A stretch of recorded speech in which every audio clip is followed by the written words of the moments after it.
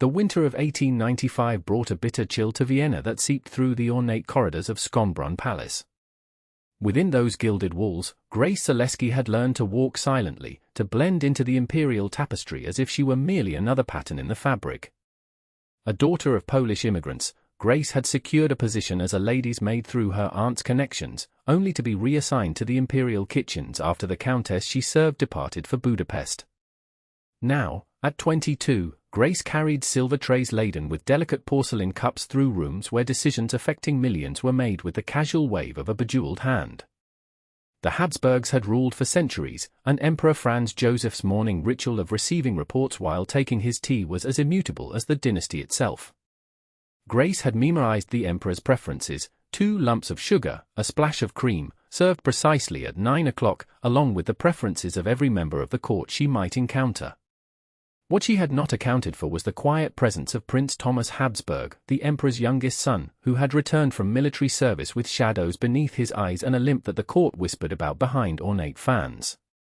On this particular morning, as snowflakes drifted past leaded windows, Grace entered the emperor's study to find not only the aging monarch but also his son, seated in a high-backed chair near the fire, a book open on his lap.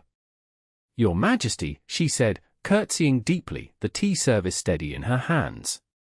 "Your Imperial Highness," she added, acknowledging the prince with appropriate deference. Emperor Franz Joseph barely glanced up from his papers. "Set it there," he instructed, gesturing to the marble-topped table between them. As Grace arranged the service, she felt the weight of the prince's gaze. Unlike his father's dismissive glance, his attention seemed to take in every detail of her movements, the careful way she positioned the cup, the precise angle of the spoon. When she dared a glance upward, their eyes met briefly. His were the color of amber, warm against the austere backdrop of the imperial study. "Thank you," he said softly, the word so unexpected that Grace nearly dropped the creamer. "It is my honor to serve, Your Imperial Highness," she replied, the practiced response falling from her lips while her mind registered that this was the first time any member of the imperial family had thanked her directly. Later that evening, when Grace returned to the small room she shared with another kitchen maid, she found an envelope on her pillow. The paper was thick, expensive, and sealed with unmarked wax. Inside was a single sheet containing a quote from a poem she didn't recognize, written in an elegant, slanting hand. "In silence, there is eloquence. Stop weaving, and watch how the pattern improves." No signature. No explanation. Just those words that Grace read over and over until she had committed them to memory. She slipped the note into the small wooden box where she kept her mother's amber rosary beads and the few letters she had received from her family in Krakow. The following morning, Prince Thomas was absent from the emperor's study, and Grace told herself that the disappointment she felt was merely confusion over the mysterious note. She had likely misinterpreted the situation entirely. Perhaps the note wasn't even meant for her. 3 days passed before she saw him again. This time, she was assigned to serve tea in the palace library, where a small gathering of nobles discussed agricultural reforms. The prince sat slightly apart, contributing little to the conversation but watching everything with those observant eyes. When Grace approached with his tea, he shifted slightly, making room for her to set down the cup more easily. It was a small gesture, nearly imperceptible, but in the rigidly choreographed dance of court protocol, it spoke volumes. "Polish, isn't it?" he asked quietly as she placed the saucer before him. "Your accent." Grace froze momentarily. No one at court had ever inquired about her origins. She was meant to be invisible, a pair of hands that delivered what was needed without drawing attention to herself. "Yes, Your Imperial Highness. My family is from Krakow. I was stationed near there briefly," he said. "Beautiful architecture. Melancholy music." Before Grace could respond, one of the ministers called for the prince's opinion, and the moment dissolved. As she retreated to her position by the door, she felt the weight of unasked questions hanging in the air between them. That evening, there was another note: "Tell me about Krakow, about the music that makes your people both laugh and weep. I find myself curious about a world beyond these walls." This time, there was a small tease at the bottom of the page. Grace held the paper to her heart, her mind racing. To engage in correspondence with a member of the imperial family was dangerous at best, treasonous at worst. Yet something in his words, the loneliness, perhaps, or the genuine curiosity, compelled her to respond. Using paper she purchased from her meager savings, Grace wrote by candlelight, Your Imperial Highness, Krakow sings with church bells and market cries. My father taught me folk songs about rivers and mountains, love and war. The music follows the seasons, joyful in spring, mournful in winter. I remember dancing at harvest festivals where violins made even the oldest grandmothers stamp their feet. Is this the melancholy music you recall? She signed it simply G and slipped it beneath his teacup the next morning. Thus began an exchange that bridged the vast gulf between their stations, conducted through notes hidden in books, beneath saucers, and occasionally passed directly when no eyes were watching. Prince Thomas wrote of his military service, of nights spent staring at the stars over the Carpathian Mountains, of his passion for astronomy and philosophy. Grace shared stories of her childhood, of her mother's death from consumption, of her dreams to someday see the great capitals of Europe not as a servant but as a traveler. I watch you move through these rooms, he wrote in mid-February, and I wonder how someone who carries herself with such dignity can remain unseen by so many. You navigate this world with more grace than those born to it. Grace traced her fingers over his words, knowing they had crossed into dangerous territory. Yet she could not stop herself from responding, I was taught to be invisible, Your Highness. To serve without being noticed is the highest praise in my position. And yet, when you look at me, I feel seen for the first time since I arrived in Vienna. It is both terrifying and exhilarating. 3 months into their correspondence, the inevitable happened. Countess Eleonora von Schönfeld, the emperor's cousin and notorious gossip, noticed the prince's gaze following Grace as she served tea during a musical recital. The countess's eyes narrowed, her fan snapping open to hide her whispered observations to the lady beside her. That evening, Grace was summoned to the housekeeper's office, where she was informed that her duties would no longer include serving the imperial family directly. She was being reassigned to the laundry, a demotion that would remove her from the public rooms entirely. It has been noted that you draw unnecessary attention, the housekeeper said, her tone clipped. Remember your place, girl. You are here to serve, not to be noticed. Grace returned to her room with burning cheeks and aching heart. She had no way to communicate with the prince, no way to explain her sudden disappearance. Whatever fragile connection they had formed would wither without nurture, like spring blooms caught in a late frost. For 2 weeks, Grace sorted linens and scrubbed fine lace collars, her hands red and raw from the harsh soaps. She avoided the servants' hall during meals, unable to bear the whispers and curious glances. During this time, no notes arrived, and she began to accept that their correspondence had been nothing more than a passing fancy for the prince, a diversion from court tedium.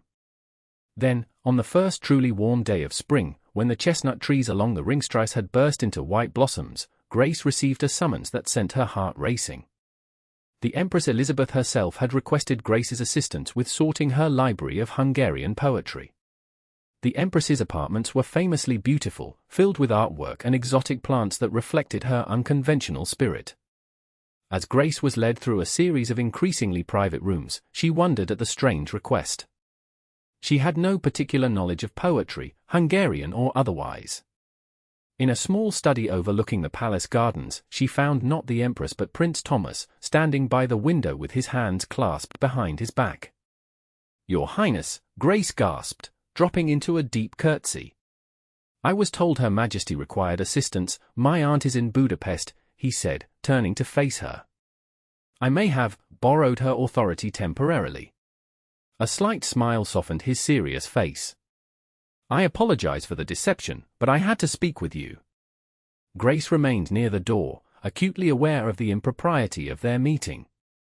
It is dangerous for you to arrange such things, Your Highness. If the Countess von Schönfeld is visiting her estates in Bohemia, he finished. I've become quite adept at tracking the movements of those who might interfere. He approached slowly, mindful of his slight limp, and Grace noticed for the first time how the sunlight brought out auburn highlights in his dark hair. At 32, he was considered a confirmed bachelor, having shown little interest in the parade of eligible noblewomen presented at court functions. "They reassigned you because of me," he said, regret evident in his voice. "I was careless." "We both were," Grace replied softly. He reached into his jacket and withdrew a folded paper. "I've had this letter for 2 weeks with no way to deliver it. I considered asking one of the footmen, but trust is a rare commodity in this palace." Grace accepted the letter but did not open it. "Your Highness, I fear we are playing with fire. Your father is concerned with imperial politics and my brother's preparation for eventual rule," Thomas interrupted. "I am the third son, Grace. Useful for diplomatic marriages and military parades, but otherwise largely forgotten." The casual use of her given name sent a shiver through her. No one at court had addressed her so intimately in years. Nevertheless, she insisted, there are boundaries that cannot be crossed. "Cannot? Or should not?" he challenged.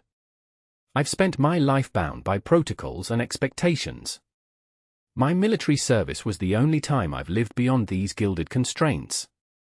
And now, with this," he gestured to his injured leg, "even that avenue is closed to me." Grace found her resolve weakening under his earnest gaze. "What is it you want from me?" she asked. "Conversation. Honesty. A few moments where I am not your Imperial Highness but simply Thomas." He took a step closer. "Is that too much to ask?" Before she could answer, the door opened, and the Empress's lady-in-waiting entered, stopping short at the sight of them. "Your Highness," she said, looking between them with obvious curiosity. "I was not informed you would be using Her Majesty's study." "Just retrieving a book, Lady Hoffman," Thomas replied smoothly. "This maid was helping me locate it." Grace curtsied deeply, her face carefully blank despite the thundering of her heart. "Will there be anything else, Your Highness?" "No, that will be all," he replied, his voice assuming the distant tone of command she had heard him use with other servants. As Grace hurried from the room, the unread letter seemed to burn against her skin where she had tucked it into her bodice. Later that night, by the light of a single candle, she unfolded his letter, "My dearest Grace, I find myself trapped between worlds, not fully a soldier anymore, not fully engaged in court politics, existing in the margins of imperial life. Then you appeared, serving tea with quiet dignity, and suddenly I saw a kindred spirit navigating the same in-between spaces. I have no right to disturb your life, to risk your position with my selfish desire for genuine conversation. And yet, I cannot bring myself to regret our correspondence. There is a small garden near the Gloria that few remember exists. It was my mother's private retreat before her travels became more frequent. If you can find your way there Sunday after Vespers, I will wait for 1 hour. If you do not come, I will understand, and I will trouble you no further. With deepest respect. Thomas. Grace read the letter 3 times, her practical nature warring with the yearning that had taken root in her heart. Sunday was her half-day off, when she was permitted to leave the palace grounds if she wished. No one would question her absence. When Sunday arrived, cloudy but mild, Grace changed into her best dress, a modest blue wool that her aunt had helped her make the previous Christmas, and slipped away from the servants' quarters. The Gloriette stood at the top of the hill behind the palace, a magnificent neoclassical structure overlooking Vienna. Few visitors ventured beyond it to the smaller gardens hidden among the trees. She found the garden exactly where she had suspected it would be, a secluded spot enclosed by hedges with a small stone bench beside a reflecting pool. The spring flowers were beginning to bloom, adding touches of color to the otherwise formal space. Thomas was already there, dressed simply by royal standards in a dark suit that might have belonged to a prosperous merchant rather than a prince. When he saw her, his face transformed with a smile that made him look years younger. "You came," he said, rising to greet her. "I shouldn't have," Grace replied honestly. "But I find myself unable to stay away." They sat together on the stone bench, maintaining a proper distance, yet Grace felt more connected to him than she had to anyone in years. "Tell me," he said, "if you could do anything, be anyone, what would you choose?" The question startled her. No one had ever asked about her desires, her dreams. I would travel, she said finally. I would see Rome and Paris, London and Athens. I would learn languages and histories not from books but from the people who live them. Not return to Poland. She considered this. Krakow holds my childhood, but the world beckons. My father always said that God created so many wonders because he wanted us to see them all. Thomas nodded thoughtfully. And yet we spend our lives in small corners, afraid to venture beyond the familiar. Some of us have little choice in the matter, Grace reminded him gently. While others of us have choices that are no choice at all, he countered. Predetermined paths from birth to grave. They talked until the light began to fade, about books they had read, music they loved, the changing politics of Europe, and the simple joys of markets and festivals. When they finally parted, Thomas reached for her hand, pressing it briefly between both of his. "May I see you again?" he asked, his voice low. Grace knew she should refuse. Yet she heard herself say, "Next Sunday. Same time." Their secret meetings continued through the spring and into summer. Sometimes they walked through the more remote parts of the palace gardens, other times, they sat in the forgotten little garden and read to each other from books Thomas smuggled from the imperial library. In July, he gave her a small telescope. To see beyond the visible, he explained, showing her how to focus it on the night sky. In August, she taught him Polish folk songs, laughing as he struggled with the pronunciation. By September, Grace could no longer deny the truth that had been growing in her heart. She had fallen in love with a prince, a gentle, thoughtful man trapped in a world as confining as her own, though for entirely different reasons. The revelation brought not joy but fear. There could be no future for them.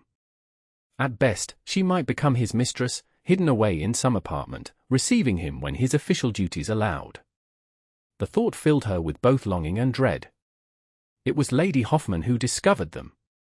On an unusually warm autumn day, she had chosen to take a rarely used path and came upon them sitting too close together, Thomas reading aloud from a volume of Keats while Grace listened, her face alight with pleasure.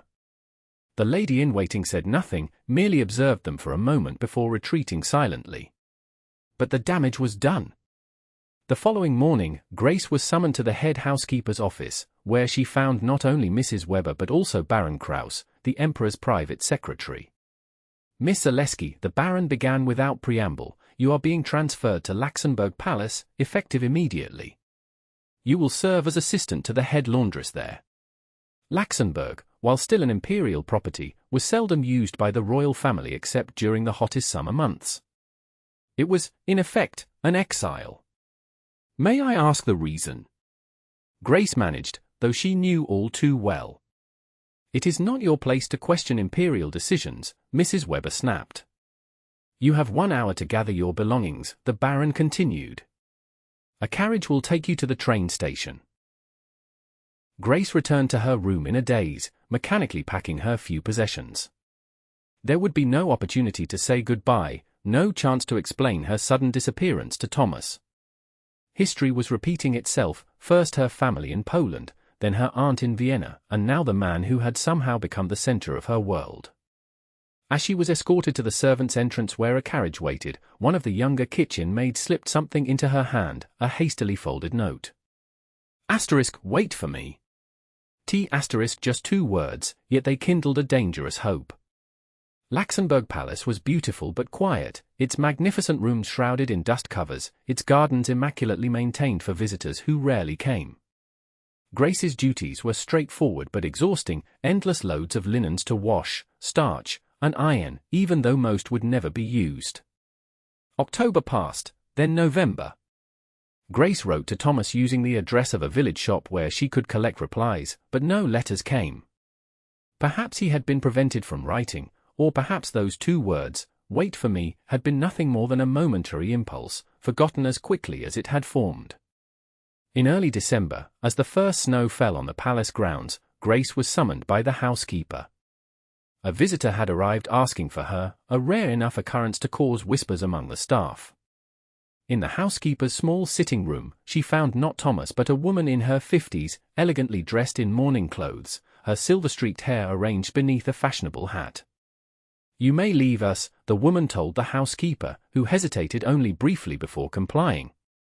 When they were alone, the woman studied Grace with penetrating eyes the color of amber, so familiar that Grace felt her heart constrict. You are Grace Zaleski, the woman said. It was not a question. I am Lady Teresa Habsburg. Thomas is my son. Grace cursed deeply. My lady, Lady Teresa raised a hand. Please, sit down. This conversation will be difficult enough without formalities. Perching on the edge of a chair, Grace waited, hands clasped tightly in her lap. My son has been persistent in his inquiries about you, Lady Teresa began.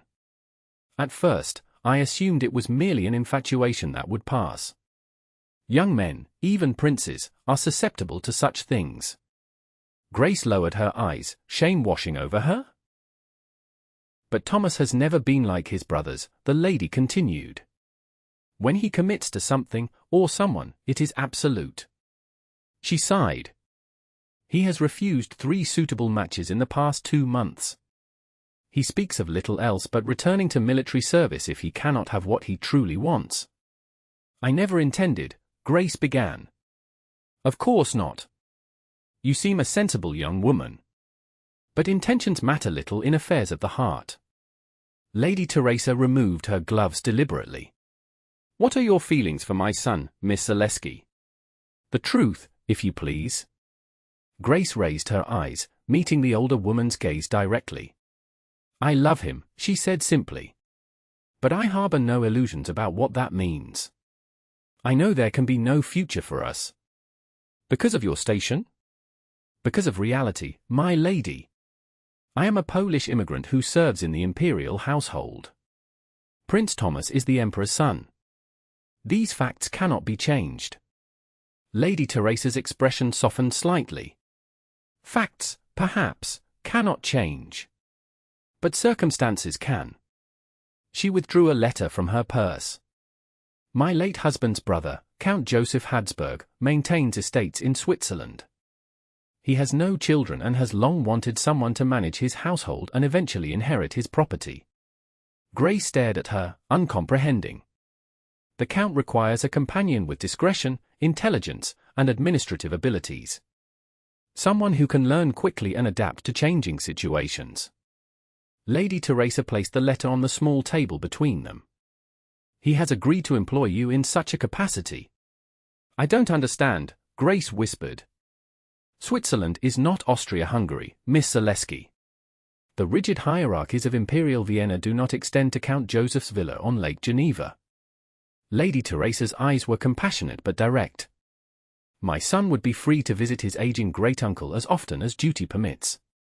Realization dawned slowly. You are offering me a way to be near him. I am offering you a choice, Lady Teresa corrected. A position with dignity, independence, and possibility. What develops beyond that would be between you, Thomas, and time.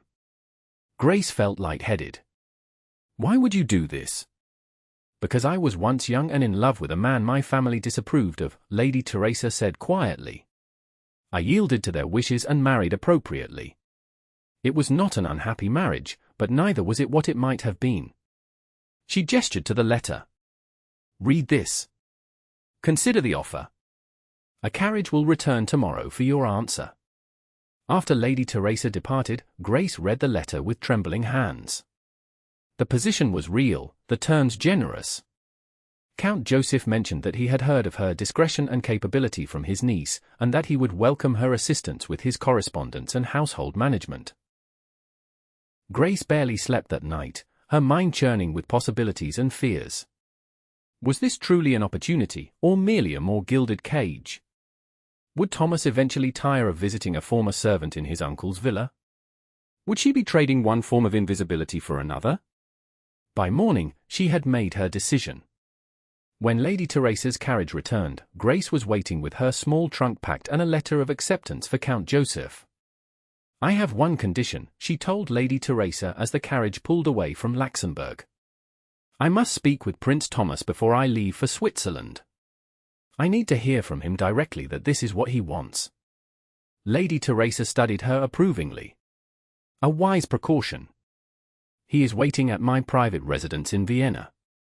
When they arrived at the elegant townhouse near the Hofburg, Grace was shown to a small library where Thomas stood by the fireplace. The moment he saw her, he crossed the room in quick strides, taking her hands in his. "I've been half mad with worry," he said, his voice rough with emotion. "When they sent you away without warning, your mother found me," Grace said, still scarcely believing the events of the past day. "My mother has always been more perceptive than she appears," Thomas replied, a hint of amusement in his eyes. "And more determined. She offered me a position with your great-uncle in Switzerland." "I know." His grip on her hands tightened slightly. "It was my suggestion, though she improved upon it considerably." Grace searched his face. "Is this truly what you want?" "Me, hidden away in Switzerland, receiving occasional visits." "It is a beginning," Thomas said firmly. "A way for us to know each other away from the constraints of court, to see if what we feel can flourish in the light rather than in stolen moments." "And if it does?" Grace pressed. "What then?" "I will still be a Polish immigrant, a servant elevated to housekeeper." Thomas smiled, and there was both tenderness and determination in his expression. "Then I will renounce my titles." Grace gasped. "You cannot, I can. I am third in line, Grace. My brother has healthy sons. The succession is secure without me." He cupped her cheek gently. "I have spent these months apart from you considering what truly matters. I would rather live simply with purpose and love than grandly with emptiness." "Your family would never permit it," she protested weakly. "My mother already has," he countered. "And my father, well, he has always considered me the family philosopher, more interested in ideas than practical matters. He might even be relieved to have one less Habsburg to worry about." Grace felt tears gathering in her eyes. "I don't want you to sacrifice everything for me." "Not for you," Thomas corrected. "For us. For the chance to live truthfully." He drew her closer. "But first, Switzerland. We take one step, then another. We write our own story, page by page." In that moment, with his arms around her and the fire crackling beside them, Grace allowed herself to believe in possibilities she had never dared imagine. Not a fairy tale of a servant girl becoming a princess, but something far more precious, two people finding their way toward each other across the divisions of a dying empire. 6 months later, as spring blossoms again covered the chestnut trees, Grace stood on the terrace of Count Joseph's villa overlooking Lake Geneva. Behind her, the Count and Thomas were engaged in a spirited chess match, their laughter carrying through the open French doors. In her hand, she held a letter that had arrived that morning from Vienna. Emperor Franz Joseph had granted his son's request to relinquish his military commissions and court responsibilities in favor of a diplomatic posting to Switzerland, a position created specifically to allow Thomas to represent Austrian interests while living permanently at his great-uncle's estate. It was not a complete renunciation of his titles, but it was a step toward the life they had begun to envision together, one where the rigid boundaries of imperial protocol gave way to the simpler joys of shared meals, intellectual discussions, and quiet evenings beneath the stars. As Grace gazed out at the snow-capped Alps reflected in the clear blue lake, she thought of the day she had first served tea to the emperor and caught the attention of his quiet son. How far they had traveled from that moment, across borders both geographical and social, away from the fading grandeur of a crumbling empire toward the promise of a new century. Thomas joined her on the terrace, slipping his arm around her waist with the easy affection that still sometimes startled her. "Uncle Joseph says we should marry before winter," he said, pressing a kiss to her temple. "He wants to host the celebration here, with the mountains as our witnesses." Grace leaned into his embrace, no longer afraid to claim the happiness that had found them against all odds. "I would like that," she said softly. "Very much."